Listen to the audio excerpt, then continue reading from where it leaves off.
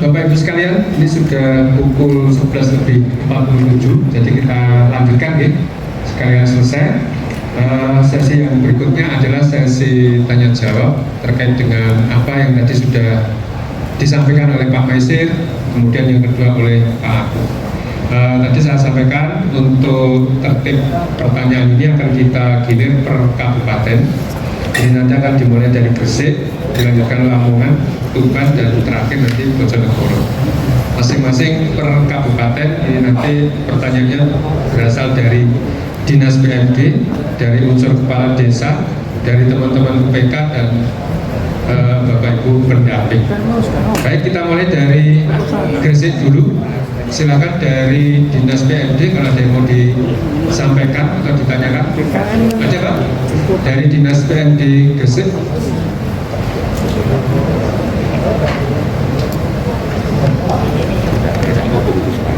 Nanti disampaikan nama ya Pak, nama dari mana nanti untuk catatan kami di sini.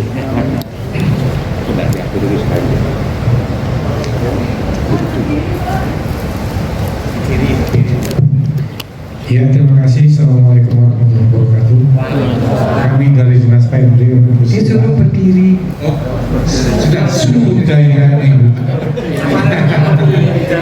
Ya, laki-laki nggak usah disuruh langsung berdiri sendiri. Ini dari Dinas PMD Kabupaten Pak, nama saya Toto ini.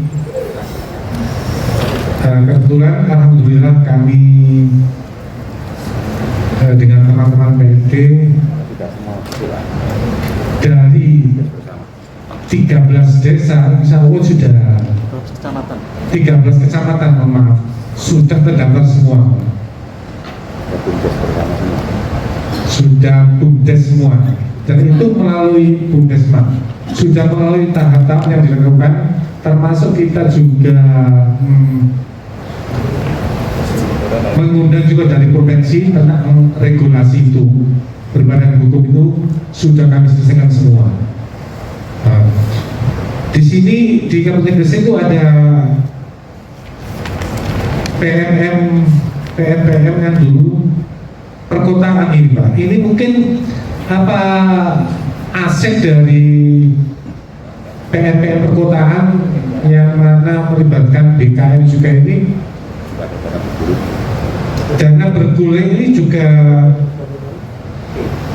perlu adanya review, perlu adanya apa itu pembinaan atau pengawasan dari investorat seperti itu.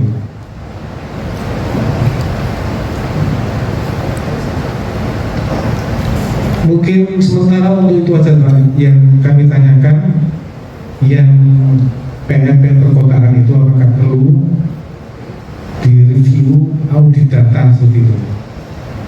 Terima kasih. Assalamualaikum warahmatullahi wabarakatuh. Terima kasih Bapak. Dilanjutkan dari perwakilan kepala desa yang dari Gresik, untuk silakan Bapak dari Bapak atau Ibu dari kepala desa dari Kabupaten Gresik, ada yang mau menyampaikan? Cukup? Ya, kalau cukup dari teman-teman UPK atau BUMDesma dari Gresik? Cukup Pak. Cukup ya, jelas gitu? Ya, alhamdulillah. Dari pendamping? Dari pendamping dari Kabupaten Gresik? Cukup juga? Ya, karena Gresik juga memang sudah selesai sebetulnya ya. Ya, terima kasih. Jadi hanya satu Pak dari Gresik, ternyata mereka sudah paham karena memang sudah selesai. Mungkin bisa langsung dijawab dulu Pak, nanti sebelum menginjak ke kabupaten yang lain.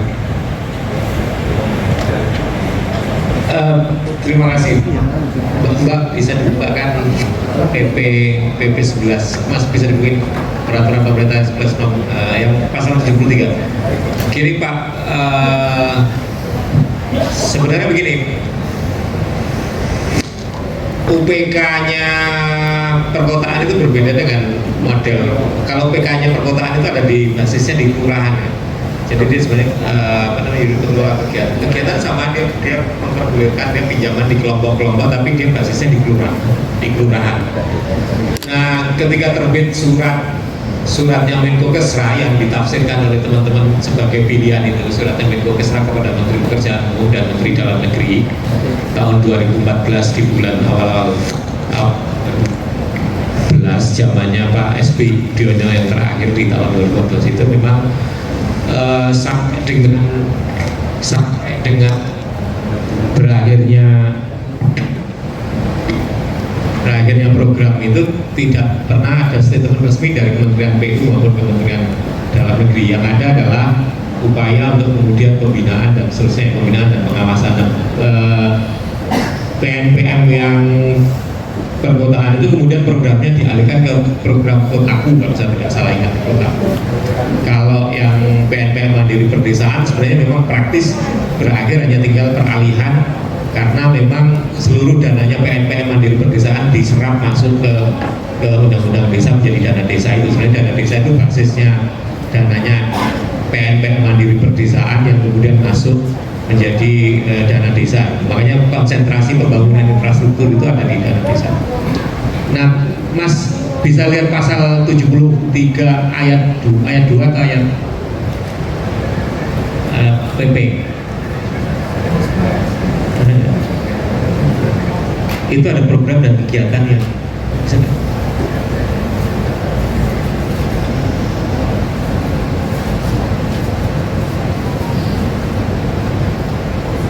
Nah, PP 11 2021 ini dirancang sebenarnya BUMDes itu sebagai satu-satunya lembaga di desa yang bekerja atau bergerak untuk kepentingan pengembangan nilai tambah ekonomi, pemanfaatan potensi dan sumber daya alam di desa dan seterusnya itu di desa.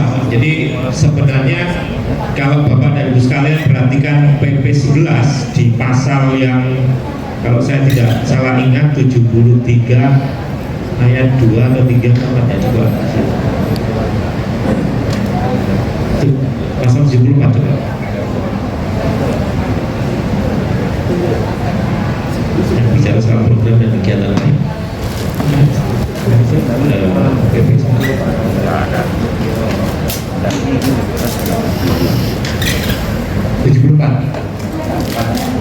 74 ayat 2 bunyinya program dan kegiatan.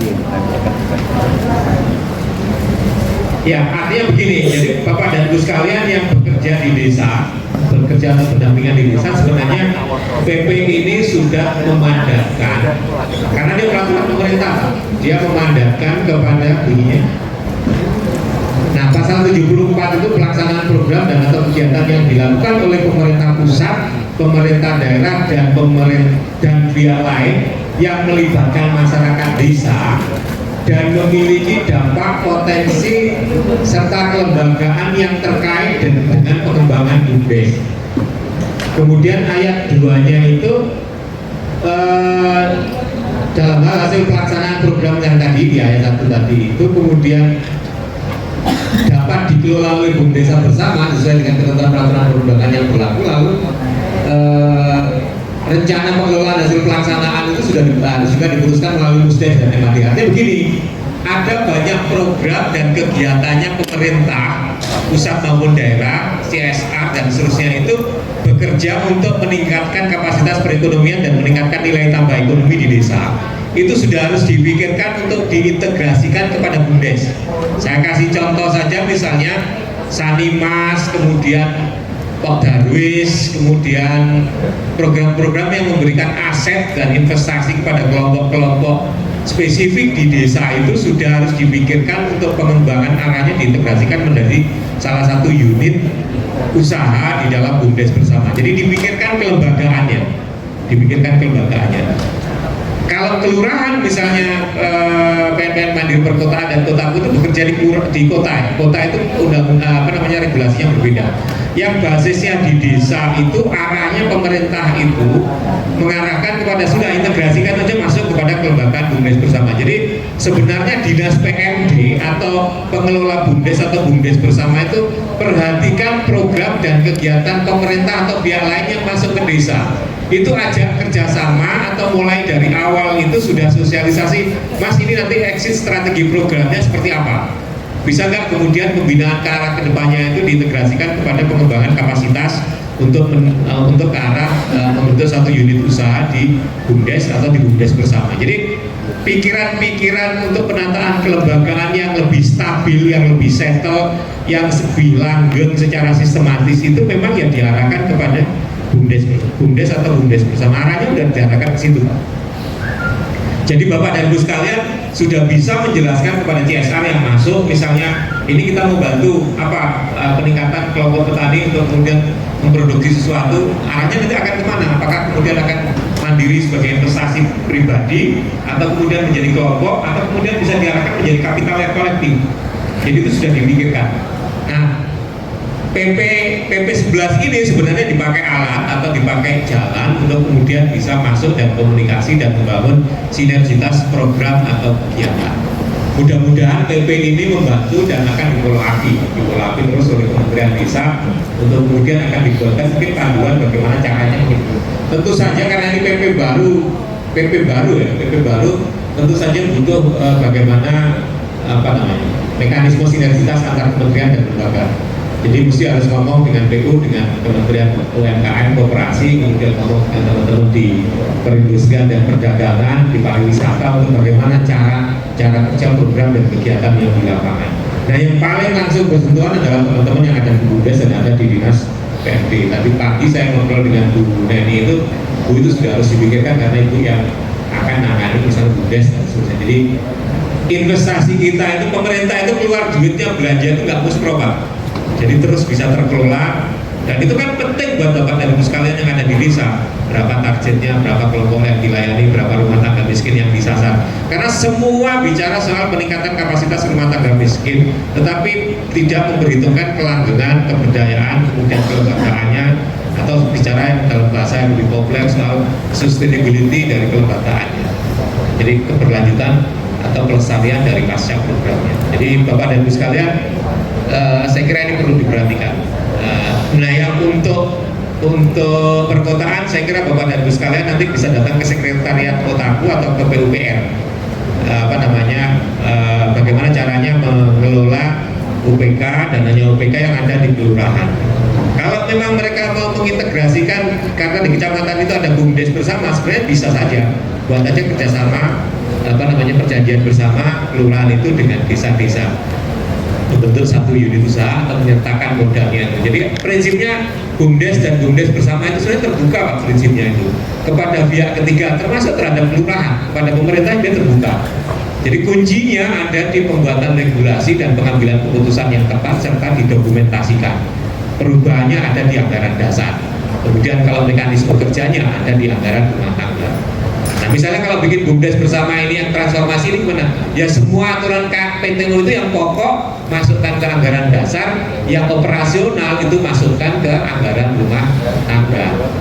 Jadi buku berapa? Buku 11, buku 10 atau buku 11 itu masukkan di yang pokok-pokok masukkan ke anggaran dasar, dan yang operasional itu masukkan di anggaran rumah tangga. Jadi caranya begitu. Nanti mungkin teman-teman di provinsi atau di kabupaten yang lain bisa saling membantu template yang baik seperti apa. Saya kira itu Mas Agus.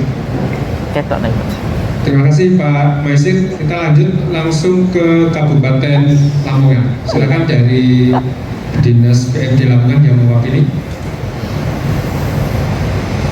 Mic-nya ada Pak? Mic-nya untuk dari Dinas PMD Kabupaten Lamongan, ada yang mau disampaikan?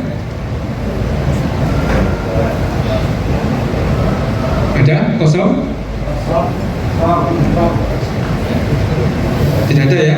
Kita lanjutkan kepada kepala desa. Kalau mungkin ada yang hadir pada hari ini dari kepala desa yang mewakili Kabupaten Lamongan, silakan. Ada yang mau disampaikan? Kosong juga? Kosong. Dari UPK? Dari UPK ada? Dari Lamongan? Tidak ada. Dari pendamping? Saya mengingatkan untuk teman-teman pendamping ya, kemarin hasil Rakortek di Jakarta itu teman-teman pendamping punya beban yang cukup berat, jadi benar-benar harus memahami konsep transformasi regulasinya, karena itu nanti tanggung jawabnya ada di pendamping di tingkat provinsi, kabupaten, dan sampai pendamping desa. Jadi benar-benar harus dipahami sebelum masuk ke UPK.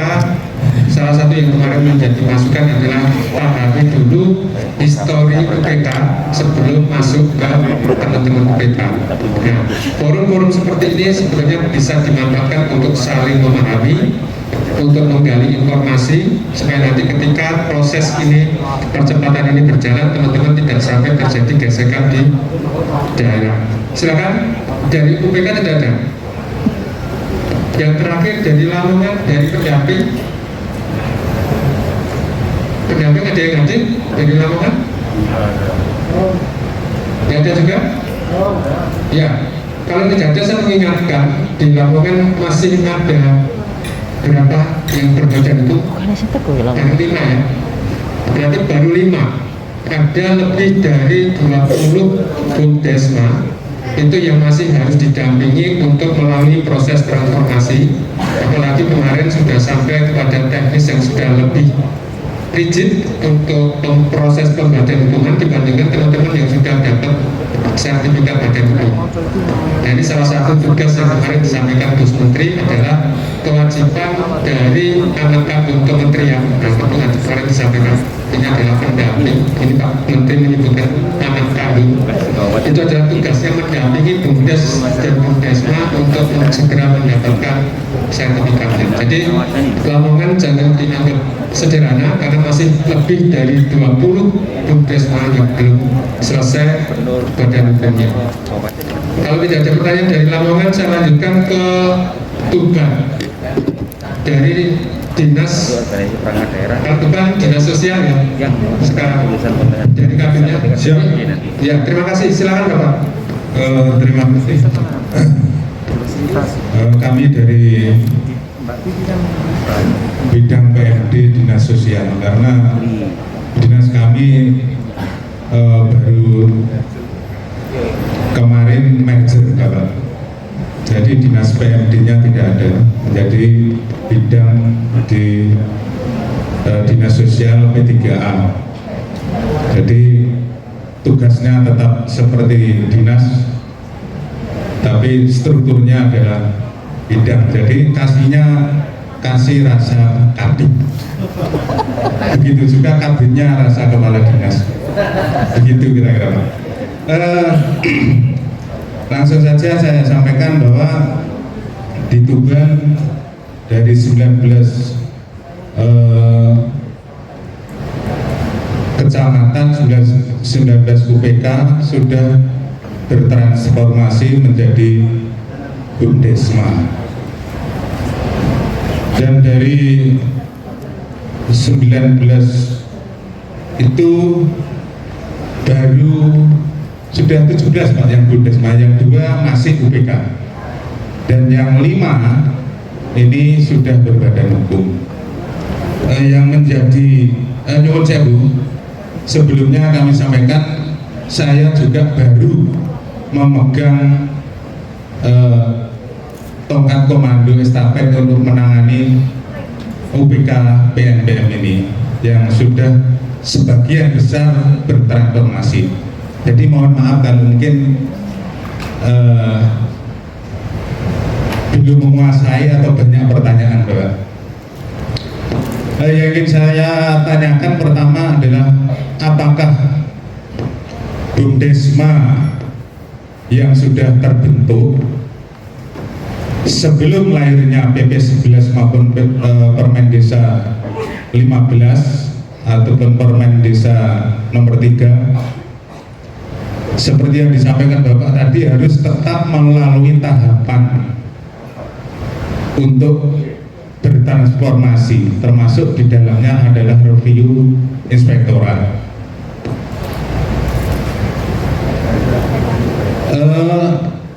Yang menjadi di benak saya adalah apakah yang sudah berbadan hukum ini juga melalui review lagi Bapak, karena otomatis sepengetahuan saya ini dengar-dengar ini kan juga mencantumkan asetnya waktu mengajukan sertifikat badan hukum. Berarti kalau nanti dilakukan review aset itu tidak sesuai pada sertifikat badan hukum yang telah disetujui oleh Kemenkumham, otomatis gugur lagi Bapak gitu, sertifikatnya. Pertanyaannya begitu, mohon nanti dijelaskan Bapak. Yang berikutnya terkait penggajian Pak. Penggajian pengurus yang sudah otomatis peralihan personil tadi, apakah nanti penggajian ini berdasarkan, ini yang idealnya Pak maksud saya, berdasarkan persentase dari keuntungan, apakah langsung ditetapkan Pak? Kalau ditetapkan apa tidak berat? Jangan makan goe Pak, nyuwun sewu Pak. Berikutnya tidak lepas ini dari semua permasalahan, tentunya UPK maupun yang telah transformasi ini tentunya punya permasalahan adalah kemacetan. Bagaimana Pak apabila kemacetan ini sudah mentok, tidak ada solusi untuk pengangsurannya? Yang kedua, bagaimana apabila ini karena manusia tidak luput dari salah dan kilap, mungkin pengurusnya kilap juga Pak, kilap juga mengembat dana bergulir milik masyarakat ini. Mohon penjelasan sehingga kita yang baru memegang tongkat komando ini bisa menjawab kalau ada pertanyaan dan bisa melaporkan sesegera mungkin kalau memang terjadi hal-hal demikian. Karena saya tidak mau saya memegang tongkat komando ini saya menjadi yang terdakwa jadi salah. Maka sekian, terima kasih. Wassalamualaikum warahmatullahi wabarakatuh.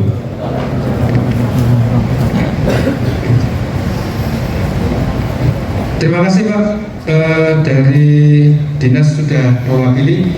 Dari Pak Kades atau Bu Kades yang hadir hari ini dari Tuban, ada yang mau disampaikan?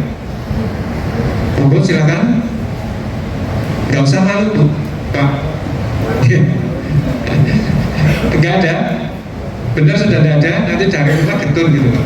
Oh kok gak takon gitu ya. Karena ketemu dengan Pak Maisir juga jarang-jarang bisa. Ini kebetulan aja kita bisa nangkep Pak Maisir di Babat kemarin gitu. Kalau nggak ada mungkin materi hari ini mungkin hanya kami berdua yang akan mengisi gitu. Jadi alhamdulillah hari ini beliau hadir, narasumber langsung dari kementerian, sehingga jenengan ketika ada pertanyaan jawabannya adalah jawaban A1 gitu ya, nggak perlu diperdebatkan lagi. Silakan, saya kembali lagi untuk Pak Kades, Bu Kades dari Tuban. Masih malu? Saya lanjutkan gitu. Dari UPK, ya silakan. Nama dengan kecamatannya gitu disebutkan. Terima kasih Bapak. Nama saya Muhammad Effendi dari UPK Kecamatan Pelumpang, Kabupaten Tuban. Yang ingin saya tanyakan berkaitan dengan struktur organisasi Bumdesma yang mana di Permen Desa nomor 15 tahun 2021 di situ disebutkan terkait dengan MAD, penasehat, kemudian pengawas, terus pelaksana operasional. Di pengawas operasional itu, di situ ada direktur utama, tentu dibantu oleh sekretaris bendahara, kemudian ada direktur DBM, dibantu oleh manajer-manajer, baik manajer keuangan, manajer tata usaha, manajer verifikasi, manajer pendanaan, dan manajer penyihatan pinjaman. Apakah dari struktur pelaksana operasional ini bisa kondisional ataukah paten seperti itu? Terima kasih. Assalamualaikum warahmatullahi wabarakatuh. Waalaikumsalam. Terima kasih. Untuk UPK yang lain dari Tuban, ada yang ngatur? Atau kalau ada yang disampaikan lagi? Silakan. Cukup. Ya, terima kasih. Dari Bapak Ibu pendamping, silakan dari Tuban. Dari pendamping, mulai dari Gresik, Lamongan, Tuban, nggak ada yang bertanya, berarti sudah pada pintar semua. Berarti kewajiban jenengan untuk mendampingi sudah tidak perlu diragukan lagi. Artinya kembali lagi tidak perlu nunggu Februari, berarti pendampingan jenengan harus tuntas 100%. Kalau gimana? Dari pendamping ada lagi? Cukup? Ya, saya anggap cukup. Sudah tidak ada pertanyaan dari Tuban. Ini saya kembalikan ke Pak Master dulu, monggo Pak. Pertama yang teknis dulu. Yang teknis tadi soal bahkan atau struktur organisasi ya, yang teknis dari Pelumpang ya, Kecamatan Pelumpang. Sebenarnya tidak harus seperti itu, karena yang disusun itu kan dengan memperhatikan fungsi-fungsi yang selama ini dilakukan di dalam prakteknya penyelenggaraan dana bergulir ex-PNPM Mandiri Pedesaan. Kan ada kenapa di situ disusun contohnya manajer perguliran, manajer verifikasi, manajer pendanaan, karena menurut yang memberi contoh ini dengan asumsi fungsi verifikasi itu dilakukan oleh satu gugus tugas sehingga satu manajemen, fungsi pendanaan dilakukan oleh satu gugus tugas, fungsi penyataan pinjaman penanganan masalah dilakukan oleh satu manajemen. Jika itu contoh saja, kalau memang teman-teman merasa bahwa itu perlu dibuat istilah yang berbeda atau dibuat suatu model divisi pengelolaan yang berbeda, silakan. Tetapi yang tidak dimaui oleh kita adalah kalau kemudian sampai nanti dituduh fungsinya dihilangkan. Jadi jangan sampai fungsi yang selama ini ada, dan misalnya gini, fungsi verifikasi ternyata kemudian menjadi tidak ada, kan gitu. Fungsi verifikasi itu diletakkan kepada direktur misalnya, bisa saja ada buat anggaran rumah tangga, fungsi verifikasi ada di direktur. Itu kan nanti menghilangkan checks and balances ya. Jadi sebenarnya fungsi-fungsi itu kan saling kontrol kan, dulu kan saling kontrol kan gitu. Fungsi itu menjadi penting karena tim penyihatan pinjaman, tim verifikasi, tim pendanaan itu, kenapa tim pendanaan tidak disatukan dengan tim verifikasi? Karena pendanaan itu yang merilis uang, dan data bisa kayak gitu. Nah, Bapak dan Ibu sekalian bisa mempertimbangkan fungsi yang tepat dilakukan oleh siapa, oleh personil yang mana. Nah, yang nyusun permen ini pertimbangannya adalah fungsi tidak bisa dihilangkan, dia tetap harus bisa ada di dalam kelembagaan yang baru. Namanya silakan, sampai mau pakai apa silakan. Kemudian soal direktur utama, kalau nyebut direktur utama itu sebenarnya ada direktur yang lain. Biasanya begitu kalau praktek organisasi usaha itu biasanya ada direktur, ada direktur utama, karena dia itu silakan aja. Tapi masalahnya kan teman-teman unit usahanya ada banyak apa enggak kan? Kalau cuma satu ya saya kira direktur saja cukup satu. Kalau kemudian nanti nambah bisnisnya misalnya tadi saya sebut contoh misalnya penyewaan alat-alat pertanian, pergudangan, untuk sementara karena dikelola sendiri mungkin tingkatnya hanya karena masih kecil, cukup manajer unit pergudangan, manajer unit sewa pinjam peralatan pertanian, manajer. Bisa saja ketika berkembang organisasi itu butuh besar, naik dia ke direktur, silakan putuskan ke direktur. Kemudian di situ ada direktur, berarti direktur yang lama menjadi direktur utama, lalu ada direktur baru, direktur pergudangan, usaha pergudangan dan sebagainya. Jadi itu berkembang sesuai kebutuhan. Bapak dan Ibu sekalian, setiap ada perubahan anggaran dasar,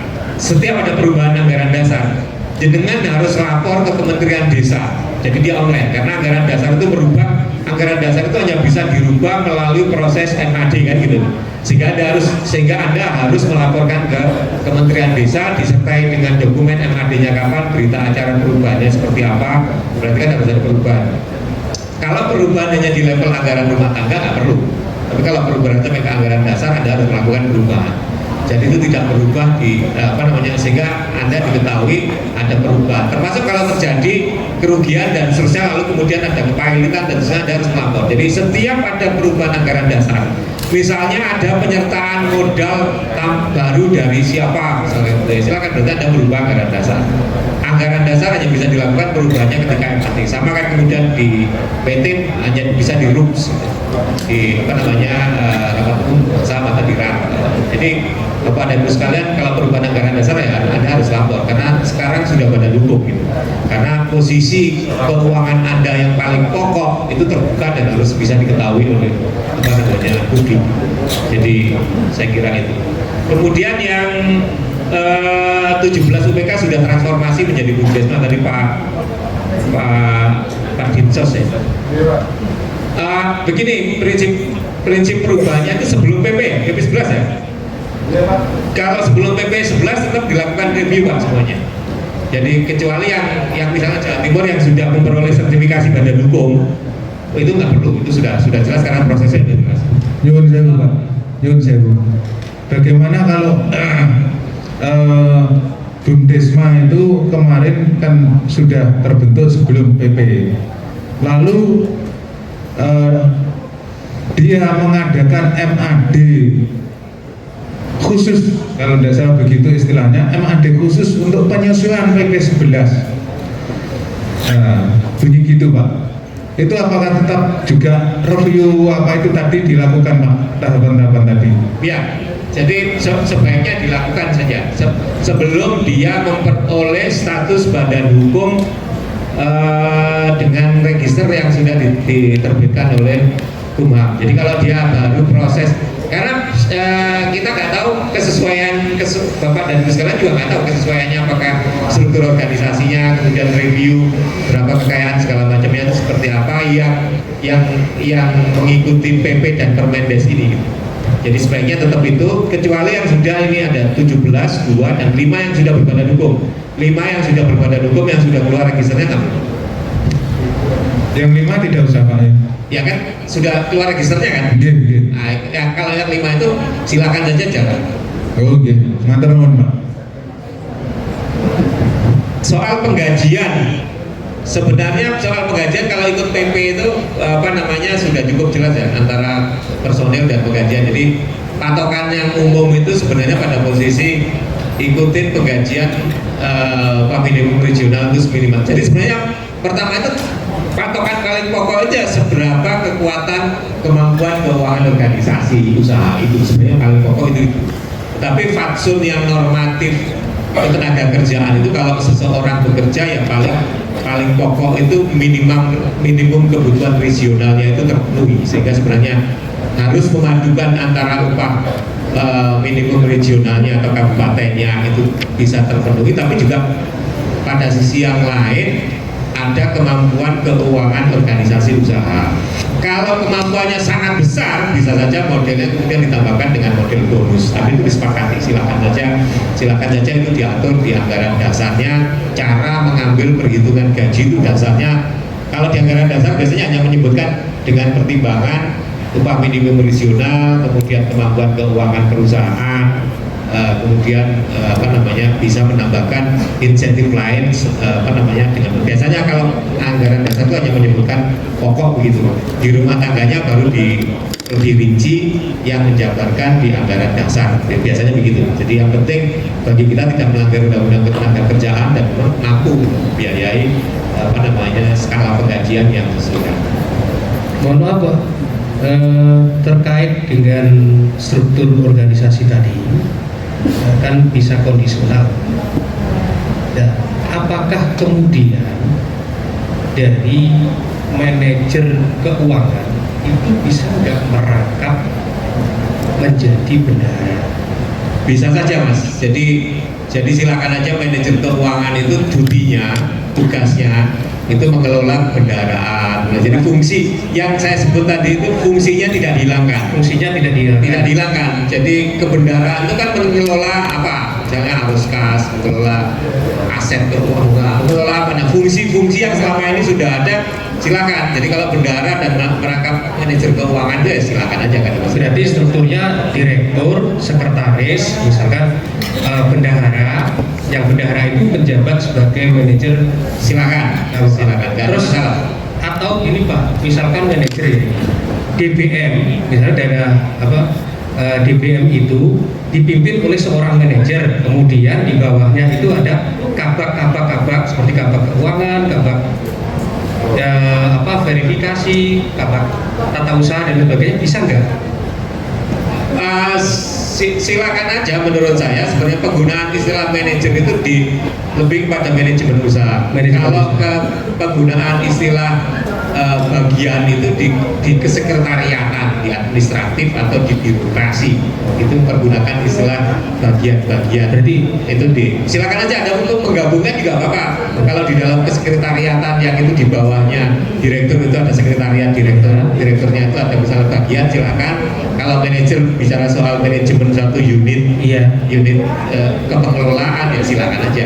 Secara prinsip sebenarnya di kita yang menyusun permen itu fungsinya tidak ada hilangkan, dan fungsi itu ada definisikan di anggaran rumah tangga. Oke. Jadi silakan saja. Berarti namanya bisa kondisional, Mas. Namanya kondisional, yang penting itu masuk kepada pengelola pelaksana operasional. Yang nggak bisa ada hilangkan itu penasihat, nggak ada, itu nggak boleh. Oh iya. Karena dia pokok, jadi ada penasehat, ada pelaksana operasional, dan ada pengawas, itu pokok, nggak bisa dihilangkan. Bahwa ada fungsi kesekretariatan yang ngurusi administrasi, yang ngurusi ini inventarisasi segala macam, silakan, ada namanya apa, silakan. Kemudian ada fungsi-fungsi yang selama ini ada, fungsi verifikasi, fungsi pendanaan, fungsi penanganan masalah, dan fungsi-fungsi tidak ada hilangkan tapi ada gabung, kasih nama apa ya, silakan aja. Berarti penggabungan misalkan pendanaan dengan penyehatan itu digabung, Silakan. misalnya dengan verifikasi digabung, bisa ya? Silakan. Untuk meminimalisir anggaran. Silakan, nggak ada masalah, Mas. Yang penting fungsinya jangan dihilangkan. Oke, siap. Dan itu kan kelihatan kita di narasinya kan, di anggaran rumah Iya. tangga itu kelihatan fungsi itu personil jabatan tertentu itu melaksanakan fungsi apa kan kelihatan. Oke, siap. Terima kasih. Nah, soal kemacetan sebenarnya kalau di kaidah PNPM itu kan ada dua sebenarnya. Kalau masih bisa ditangani oleh masyarakat sendiri, masih dalam lini pemberdayaan, lalu kemacetan itu ditindaklanjuti dengan skema di program itu. Jadi apakah akan di rescheduling, apakah akan direduksi suku bunganya, apakah seperti apa, segala macam ya. Apakah kemudian yang gagal usaha itu kemudian dibantu melalui 15%. Jadi misalnya kalau Mas Atta Diakung ini gagal usaha, kemudian macet, kemudian oleh kelompoknya itu ketahuan dia memang benar-benar gagal, kemudian kebijakan perusahaan itu kemudian ya sudahlah ini gagal tapi mau berusaha, kemudian dikasih modal 1 juta tapi tidak dari skema pinjaman berguliran, dikasih dari skema bantuan langsung yang 15% bantuan dana sosial. Sebenarnya Bapak dan Ibu sekolah mengelola PNPM itu sangat terluasa. Sangat terluasa apa? Karena sebenarnya risk management duit itu, resiko manajemennya kan itu kan bukan duitnya saya atau bukan duitnya Anda. Itu kan duitnya masyarakat. Anda mengambil keputusan dengan menjelaskan yang terbaik kepada masyarakat, mau nolong orang rumah tangga miskin yang gagal usaha itu, caranya adalah dia dijadwalkan kembali, direstrukturisasi pinjamannya, bahkan sampai ditangani supaya dia mampu berusaha lagi. Pak, ya kita kan rugi. Ya Anda rugi kan, misalnya Anda punya 14 miliar kali itu 10% saja setahun, Anda dapat 1,4 miliar setahun, ya kan? Masa Anda nggak berani kehilangan 200 juta untuk merekonstruksi itu? Sepanjang ini orang bukan orang yang nakal dan dia memang benar-benar mau berusaha dan memang terbukti begitu. Nah, Anda kehilangan 200 juta itu bukan keputusan Anda, itu keputusan masyarakat untuk merestruktur. Pak, ini kita bicara soal pemberdayaan beri akses rumah tangga miskin. Kalau nggak ada negara yang jamin begini, nggak ada Pak yang melindungi orang miskin kemudian berusaha. Prinsipnya begitu. Jadi itu yang saya bilang ke Mas Ahmad Diakung, kenapa kita tetap hanya akan main di pelayanan rumah tangga miskin dan orang-orang yang memang benar-benar tertinggal melalui skema pemberdayaan, karena memang amanatnya dari awal itu kita memang bekerja di situ Pak. Risiko kehilangan uang secara tepat, hilangnya itu bisa dipertanggungjawabkan, tidak ada masalah. Yang jadi masalah itu kan kalau hilangnya ada perbuatan melawan hukum, nakal, tadi saya bilang begitu. melihara pinjam uang, melihara kambing, buat modal beli kambing. Kambingnya nggak apa-apa, tapi diakui sebagai sakit dan mati padahal tidak. Tetangganya tahu. Nah ini kan nakal, harus diproses. Prosesnya gimana? Kan ada penyelesaian pinjaman dengan cara Anda mengakui ada nakal apa enggak? Kalau nakal diedukasi, nakal diedukasi nggak bisa ya laporkan litigasi. Gitu. Ini saya Pak, bisa, itulah Pak. kenapa kemudian kita minta Nanti saya Forkopimda dari awal tahu dan Ya, data. nanti saya minta nomornya nanti saya. Jadi apa? Kalau begini terus Pak, 5 giga lebih. itu namanya moral hazard. Pemerintah mau gelontor uang berapapun untuk pemberdayaan masyarakat, masyarakatnya sudah kadung tidak percaya kalau uang masyarakat itu dia mampu dia pakai untuk pemberdayaan sendiri. Kalau enggak, dia pasti akan nakal. Bunyinya ya akan begitu. Nah, berurusan dengan orang nakal itu hanya ada dua kemungkinan: diedukasi untuk kembali ke jalan yang benar, atau memang dia dilakukan tindakan kurungan. 313 Tiganya hanya tiga. atas nama Apakah bisa begitu? Bisa Pak. Pemerintah itu Dinas bisa. PPNJ. Jakarta itu pemerintah desa bisa minta melakukan audit dengan tujuan tertentu. Jadi dia bisa diperiksa oleh APIP dan APH karena tujuan tertentu. Hanya pertimbangan kita ini kan kita bekerja dalam wilayah pemberdayaan. Satu. Kedua, ketika kita akan mengoperasikan APIP dan APH itu butuh biaya. Artinya terlalu jauh kalau kemudian Jakarta butuh apa jenenge istilahnya wong Jawa itu buru ucek kelangan gelem, ya kan? Nguber duit 1.000 kelangan modal 200 juta. Tetapi yang kita harapkan adalah masyarakat di situ bisa nangani kalau terjadi krisis atau sesuatu yang disalahgunakan di lapangan. PNPM itu dari awal percaya bahwa masyarakat bisa menyelesaikan masalah itu sendiri. Itu kunci yang pertama. Tetapi seringkali yang nakal itu justru dijadikan panutan. Satu orang kemudian enggak dan tidak diproses, 10 dan 100 yang lain ikut-ikutan enggak, kan begitu kan? Ya kan begitu. Sehingga pilihan Anda adalah satu orang yang nakal proses. Kan gitu. Jadi jangan salahkan saya nanti kalau Kementerian Desa PDT itu akan memproses melakukan tindakan yang tanda kutip uber sing nakal-nakal. Jangan salahkan saya. Karena apa? Karena dalilnya sudah saya jelaskan penjelasan. Sudah sampai pahami ya. Jangan salahkan kalau kemudian nanti tahu-tahu ada permintaan audit khusus yang menginvestigasi kalau teman-teman melakukan tindakan yang tanda kutip dijak apik ora gelem karpe delik-delikan. Contoh, kenapa begitu? Pinjaman perorangan itu Pak, kita sudah diprotes oleh lembaga keuangan yang bank dan non-bank yang memang bekerja di wilayah itu. Sampean pinjaman perorangan itu karena ingin mengakumulasi kapital dan mendapatkan bonus yang segede-gedenya. Gitu loh Pak. Dan kita diprotes, sampean maunya, apakah kemudian nggak bisa kemudian sampean kalau mau pinjam bisa, sampean juga harus taat. Silakan aja pinjaman perorangan, tapi dengan cara main sebagaimana orang lain juga main. Jangan kemudian orang lain main dengan susah payah, sampean maunya main dengan cara yang gampang. Sembunyi di belakang program yang dilindungi pemerintah, itu nggak fair. Makanya kita atur kalau teman-teman mau masuk ke lembaga keuangan mikro dengan pinjaman perorangan dengan jaminan, sampai harus masuk ke skema LKM karena harus masuk ke struktur lembaga penjamin simpanan atau pinjaman. Kalau ada sesuatu yang sampean tahan, itu harus dijamin oleh negara dan sampean harus bayar kepada lembaga penjamin simpanan. Kalau menggerakkan tabungan, berarti Anda harus dihitung seberapa kemampuan Anda untuk menjamin. Artinya apa? Kalau kita hanya main atau bekerja pada perguliran saja sudah menguntungkan Pak, berpikirlah hati-hati mau bekerja di yang kaplingnya orang lain atau kapling lain. Kadang-kadang kita melihat sawah kita ini sudah subur, tapi kelihatannya sawah yang sebelah itu lebih subur. Begitu sampai masuk ke sebelah sawah yang sebelah itu sebenarnya sampai bisa disurak-surain, diurak-urak sama yang sudah punya kapling di sana, atau bahkan bisa sampai harus main dengan